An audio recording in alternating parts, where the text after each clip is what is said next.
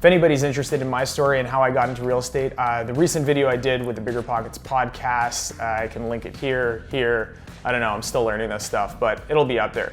You can go check that out. I basically got into real estate through single family houses, specifically in the student rental property market, and then moved to condominiums, renting out condos, flipping condos, then moving up to apartment buildings, which is what I do today. So for today, I thought what we would do is get into 5 tips for getting started in investing in real estate. Carlos, roll the intro.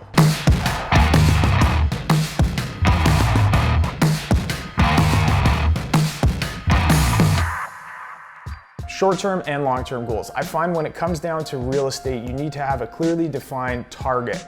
And that means identifying what you want to achieve. Now, they don't have to be these crazy lofty goals that you have to have $10 million worth of real estate in 2 years. That's why it's important to have, in my opinion, 2 different types of goals. Short-term, where you're actually just looking at, it could be as simple as finding a mentor, somebody that's done what you want to do, and identifying who that person is and establishing that relationship. I remember when I first got into investing in student rentals, I started with the idea that I wanted to own $1 million worth of real estate, not equity, but just assets. Kind of a silly target, but it sounded like a round number. So I think it's absolutely critical that you identify what your goals are, short-term and long-term, and kind of march towards them. Number 2, education. I think the big banner of education today is podcasts, blogs, online sites like Bigger Pockets, YouTube videos. There's so many resources that we have today that we didn't even have 5-10 years ago. You need to use those to your benefit. In terms of meetups, these are so important, and I understand that not everybody's the extroverted A-type personality, and they can be tough to go to because you don't know everybody there.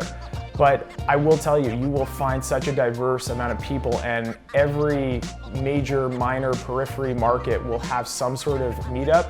Just go online and try to figure out where that meetup is close to you. So that's for individuals that are just getting into real estate to ones that have been doing it for 15, 20, 30 years.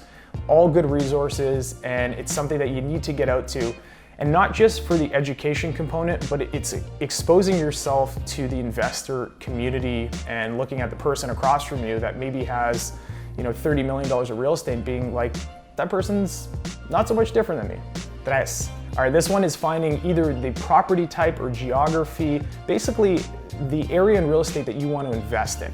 Now, I should caveat here that I do commercial real estate and I talk a lot about investing in commercial real estate. Would I recommend you buy a hotel as your first real estate investment, even if you could afford it?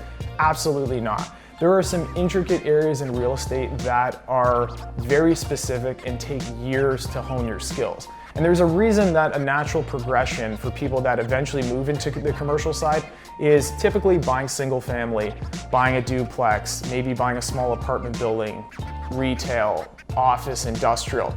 Because the level of complexity and the level of risk can increase quite a bit as you move from asset class to asset class. So get into an area that you find comfortable being in, and something that maybe is something you've been exposed to.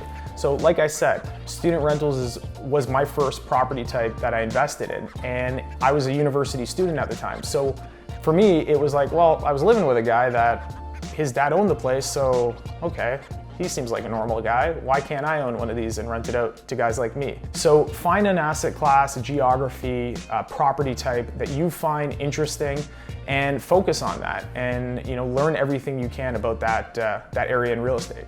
Number 4, figure out what you bring to the table. Listen, not everybody is going to have the commercial real estate or residential real estate expertise just off the hop. And likewise, not everybody's going to have the amount of money that's necessary to start investing and picking properties. But if you can figure out what you can bring to the table, partnerships are a tremendous way to get started in real estate. My partner and I, the last deal we did, part of the reason we got it done was just a perfect match between the two of us. I came with more expertise when it came to investment properties, but I had worse credit because I had a lot more debt. Whereas the other side, he never owned an income producing property, but he had great credit. So from an approval standpoint, it was just a perfect match that worked for the asset that we bought. So figure out what you bring to the table and keep that in mind when you're thinking about financials and looking at your first deal. All right, number 5, I always think this one comes off a little bit arrogant, and I don't mean it in that way at all. I tell people all the time, if you find a good deal, don't worry about the money. And I know it's easier said than done, just say, yeah, don't worry about the money. But the reality is, especially in today's environment in most major markets in North America, if you can find a great deal, it will attract money. People are looking to put their money into real estate, especially good assets. So the idea is that if you can find a good deal, you have alternatives. You could tie it up under contract, you could take that asset and raise money for it. Now, the only caveat I'll say, you don't want to be known for just tying up deals and dropping them. So there has to be a concerted effort into actually finishing the deal and being able to purchase the real estate. But 100% that if you can find the deal and you have potentially a partial down payment and you think that you can raise capital, I'm telling you, it is possible, especially in today's market. So what I like to do at the end of these videos is basically talk about something that has my attention. That could be a book, an app, an article I read. This week, it is this book here. It's by Fragale. It is what every real estate investor needs to know about cash flow. This book is just such an amazing book when it comes down to understanding the financial underpinnings of real estate and what metrics to look at when you're purchasing real estate. What's great about Frank Gallinelli, which I believe he's a professor at Columbia University, but what's great about it, it's like the definition of genius. It's being able to describe complicated things in a very simple and concise way. And that is exactly what this book does. It goes everything from simple interest all the way up to modified internal rates of return. If you found this helpful at all, let me know. If you didn't, let me know in the comments. Smash the like button, subscribe, and we'll catch you next time.